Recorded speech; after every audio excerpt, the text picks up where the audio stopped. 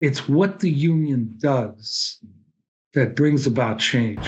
Because workers don't live only in 8-hour days, not only to transform the conditions in the workplace, but to transform the conditions of the worker. Freed African workers started forming their own unions and going on strike.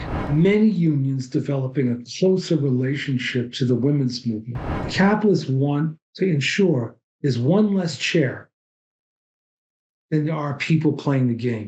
What kind of economic development strategies do we need? You can't just leave this to the political parties. I am here with Bill Fletcher Jr., an activist and author of They're Bankrupting Us and 20 Other Myths About Unions and Solidarity Divided. I want to say thank you very much for taking the time to speak with us today.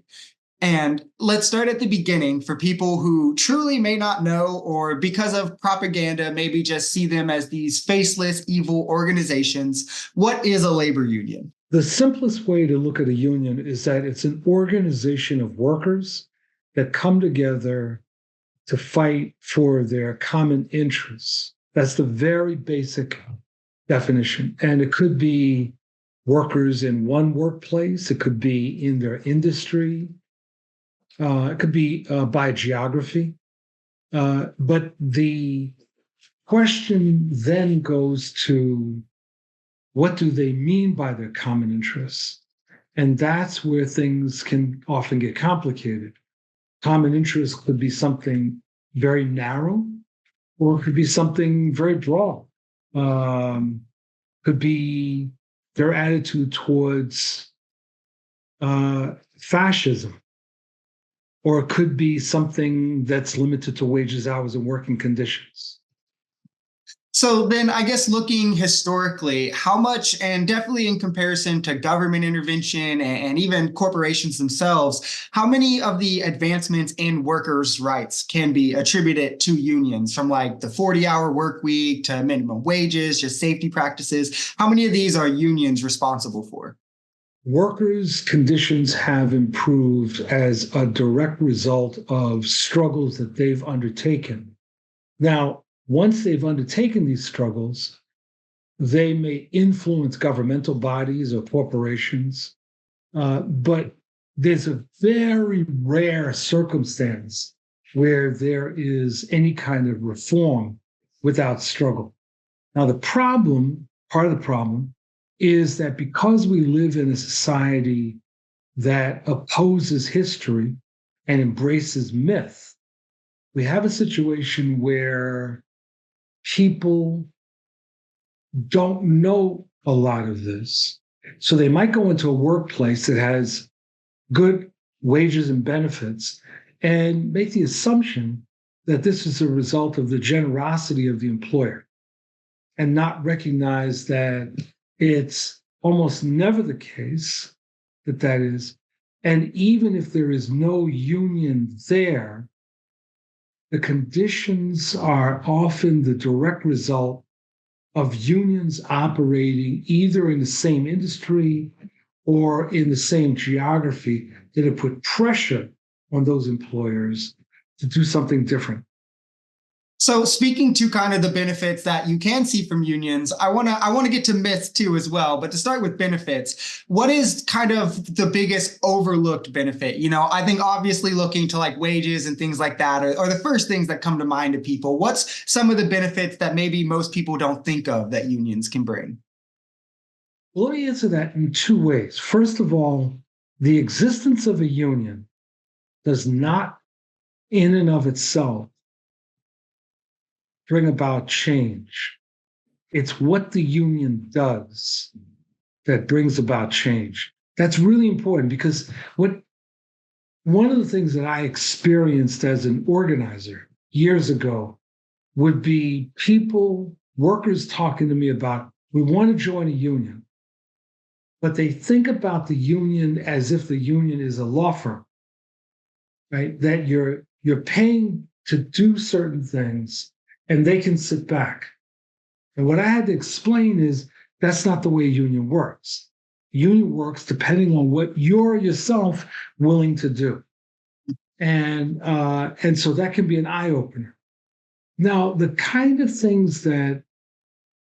of the things that I think is critically important that unions go after and frequently win is what's called just cause dismissals. Mhm. In other words, that before a worker can be eliminated from their job, there has to be cause. Now, when you go into a non-union workplace, many people don't realize this, Brandon, that you don't have any automatic right when you're there if the employer says to you, you know what, don't come back tomorrow. Many workers think that there's some hidden rights somewhere. And I encounter this all the time when I was a paralegal way back when. The people would come to me and say, no, I got fired unjustly. I said, oh, is there a union? No, but it was fired unjustly. I said, guess what? There's an understanding called you are an employee at will when you're in a non-union situation, which means that the employer can get rid of you anytime they want. So when unions, one of the things that unions fight for in almost every case is that if a worker is going to be terminated, there has to be cause. And that makes a very, very big difference in terms of bringing about some security. Because what you have in non-union situations is that an employer can get rid of you for any reason or no reason unless they violate some sort of statute like race, sex, national origin, religion. But if you can't prove that, they can basically just say, don't come back tomorrow. And that's something I talk about on my channel a lot, about how, we all like democracy. We all talk about how it's a great thing, but at work, especially when there's no unions, it's more of a dictatorship, very much so. So before we did jump over to myths, because you spoke to something interesting about it's not just unions themselves, it's what the unions do. What are kind of some of the things that differentiates a good union from more of like an ineffective one? What should the people in the union be aiming to do? A union should practice what I call social justice unionism, which means not only to transform the conditions in the workplace, but to transform the conditions of the worker. And so that can be anything from taking on an employer around their hiring practices.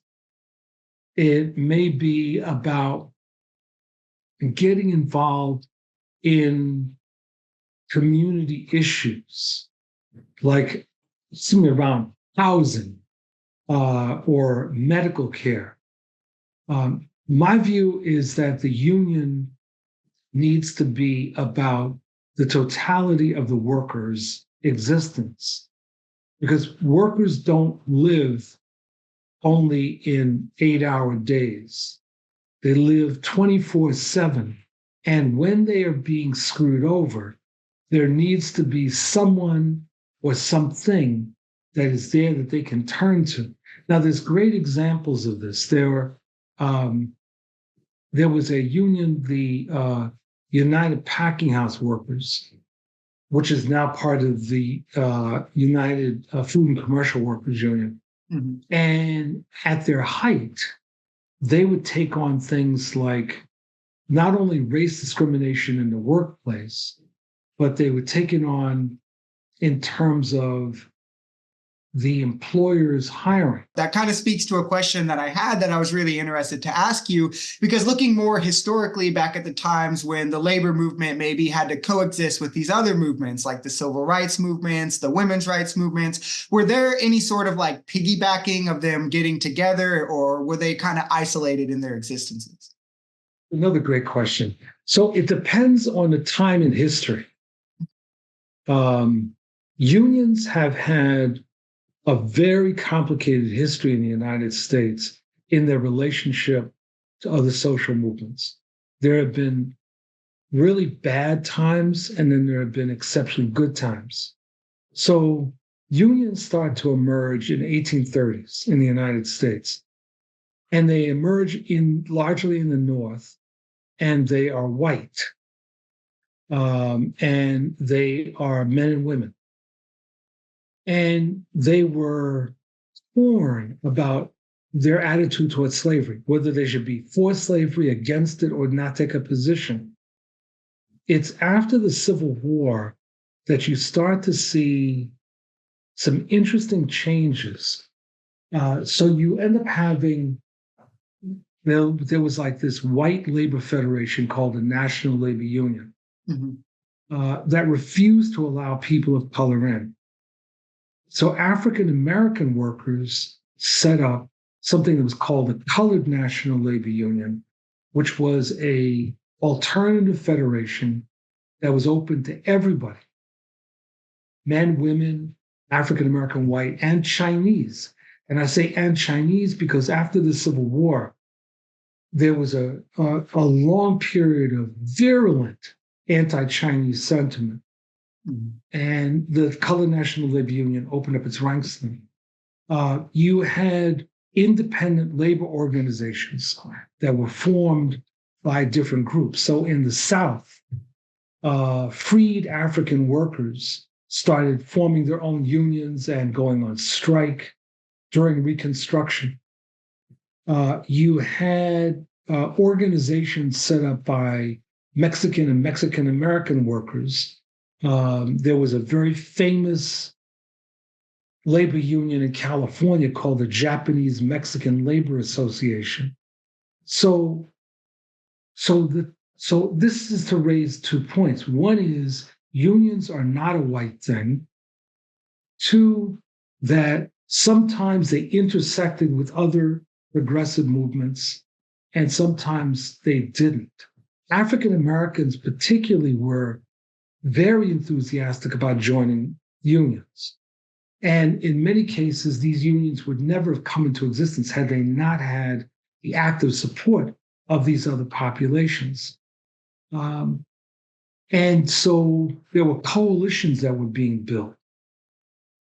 Ford Motors was organized largely through a coalition of the United Auto Workers, the NAACP, and something called the National Negro Congress.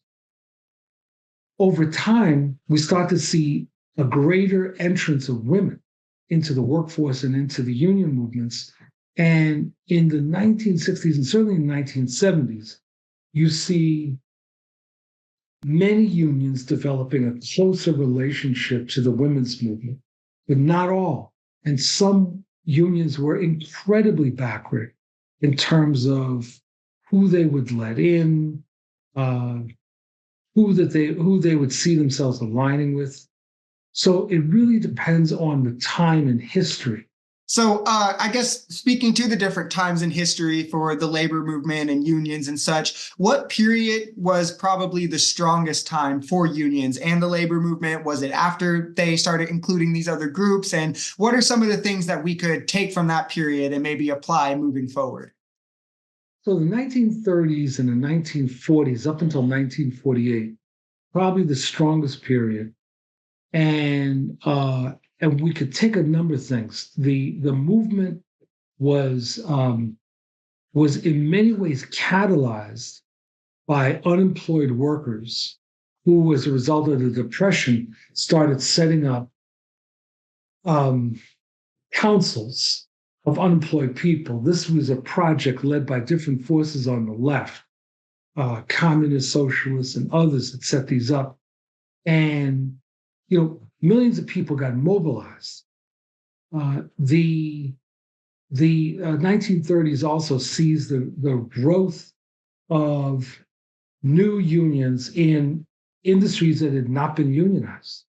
And there's a great deal of militancy. There was pressure put on Franklin Roosevelt's administration for laws to be passed that made it easier for workers to organize. You had these alliances that were being built, particularly with people of color. I mentioned the National Negro Congress. In the Southwest, there was the Congress of Spanish-speaking organizations that was set up, that was very involved in supporting unionism. Unions in Mexico, by the way, also helped to support unionization in the United States. There's a lot of lessons that can be learned from that period that are relevant to today. One is the issue of militant mass movements. That it's not about sitting back and waiting for somebody to improve things for you, but it's pressure that gets put. The second thing is precisely about the issue of coalitions. That you need coalitions that bring together broad sections of the population to help us win.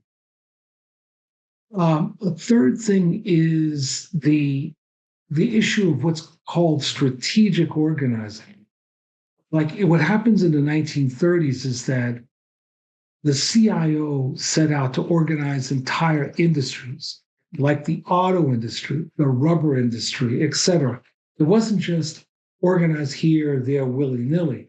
It was like developing a real plan, understanding that you can build power when you have organized industries. And there's the general issue of solidarity. And finally, something to be learned is the importance of the left. It was the more radical elements, the communists, socialists, the Trotskyists, others, that devoted immense resources, deployed their members to help to build unions, and helped in many ways to shape the consciousness. Yeah, I'm sure if you were to list them all, that you could go on for hours and hours about it. Definitely, there's a lot of benefits that we see from unions. Working our way back kind of to nowadays, I wanted to get to the theme of your book, myths that we hear about unions. What do you think is the the biggest myth that you hear about unions, and how would you set the record straight about it, so to speak? Well, there's several. The one is based on the title. They're bankrupting us, right? So you hear employers inevitably say, well, we can't have unions because they will drive us out of business. Now, one of the things to understand is the existence of a union. It only means that the workers have the right to collectively bargain.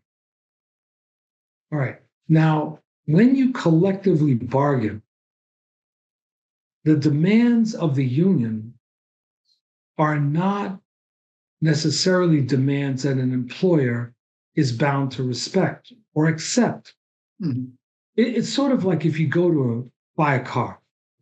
So you go to buy a car and you walk in and the car is advertised for $25,000. And you walk in and you say, well, I'll pay 19. Well, the owner doesn't simply say, oh, well, then here, Brent, here's your car for 19,000. Right? You go back and forth and you argue over, and then finally you come up with a price, or you don't. So the owner of the car, of the dealership, might say, well, you want to pay 19. All right, I'll go down to 23. And you say 20. And at that point, let's say that neither one wants to budge. That means you don't buy a car, and it means they don't sell a car. Mm-hmm.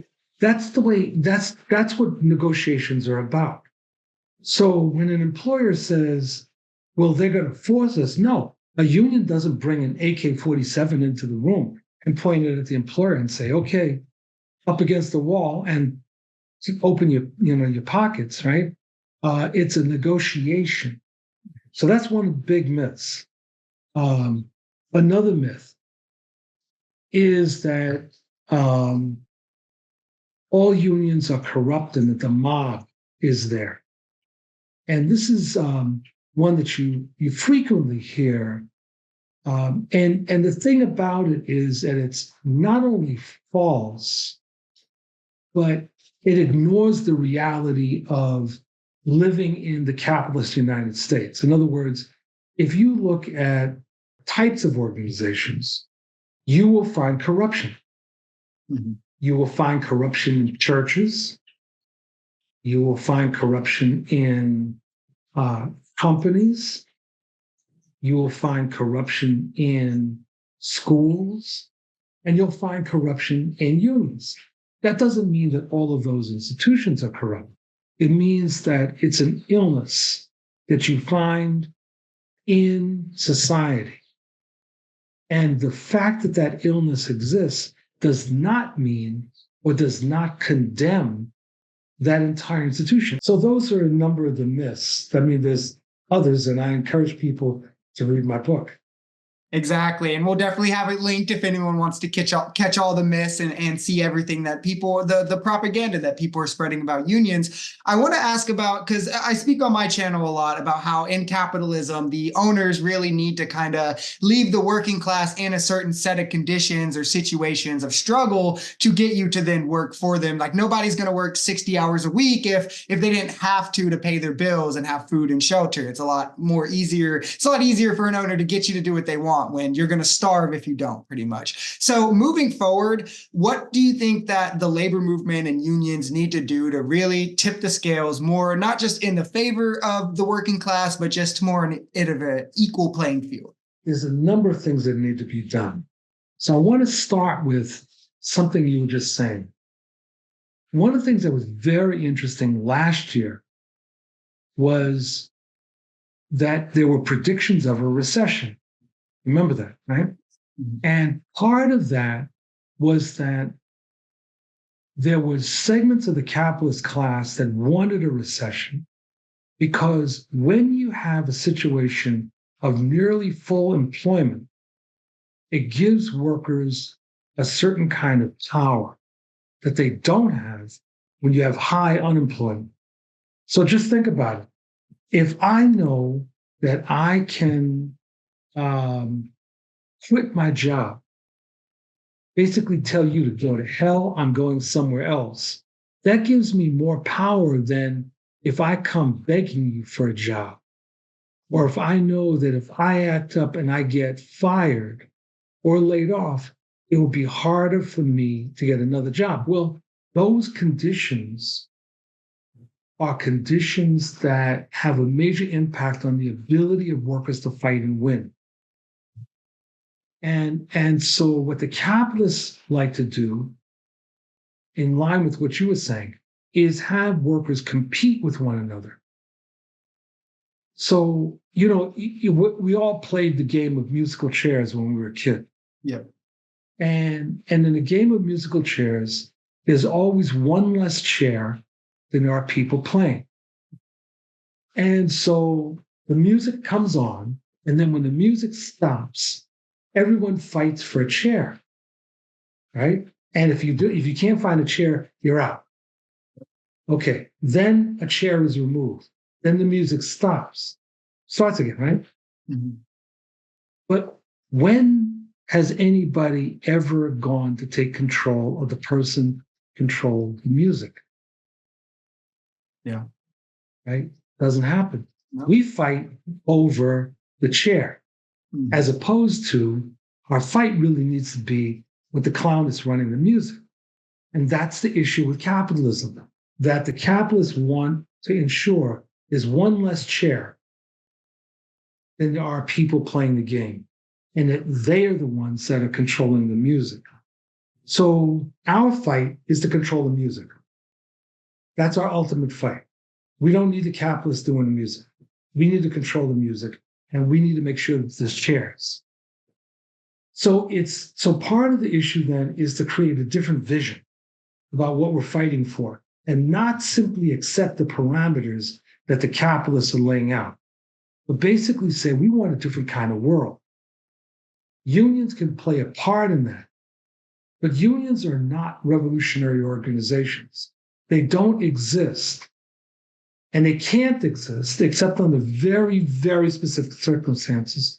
They can't exist to bring about total social transformation. But they can play a major role because what they are united fronts of workers. And they can play a major role in bringing about major change. In order to do that, bro, what needs to happen is a different vision. We need to be thinking in terms of fighting for power and not simply fighting for better working conditions. We've got to be thinking more at the level of what kind of economic development strategies do we need? You can't just leave this to the political parties and the politicians. We need to be thinking about what those are. And that means that we've got to be fighting to have people in office that actually believe in expanding democracy and expanding the rights for workers and the power of workers. It's a very different vision than simply saying we're going to fight for conditions in our workplace as long as we happen to be working here. Yeah, and your workplace is where you spend most of your adult life at. So it's one thing to say, like I said at the beginning, where we all agree democracy is a great thing, but in most places, it's not expanded into the workplace. And like you said, you can't trust political parties to be the ones to get you there because the corporations are the ones who own most of the people in those political parties. Now, I'm sure we could go on endlessly about this. I unfortunately do have a hard out. So I do want to say thank you very much for the conversation. It was really informative. If you want to shout out your book or anything quickly where people can get it, I'll give you the floor to do so. Sure. Well, listen, first again, thank you very much for having me. People can reach me on my website, BillFletcherJr.com. I'm also on Twitter at Bill Fletcher Jr. I'm on Facebook, Bill Fletcher Jr. And I'm very reachable. And my books are in bookstores and Amazon. My most recent book is a novel. It's a murder mystery. And it's a second part of what will hopefully be a trilogy. And the first book was called The Man Who Fell from the Sky.